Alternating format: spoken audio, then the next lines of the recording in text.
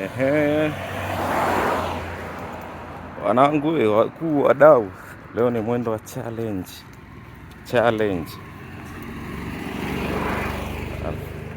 Na challenge ya leo inasemaje? Asubuhi za hivi, achana na usafiri, achana nini, pikipiki, bajaji, gari, usafiri wote unaotumia kwenda kazini.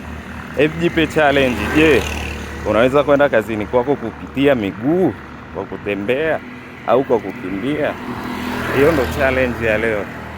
Leo magari, pikipiki, baiskeli, bajaji zote tuweke pembeni, tujipe challenge. Je, unaweza kwenda kazini kwa miguu? Je, unaweza tumia miguu kama usafiri wako kufanya mahitaji yako na movement zako?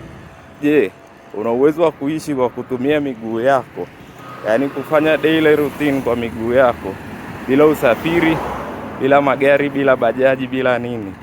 Leo ndo challenge hiyo hapo, tuende nayo.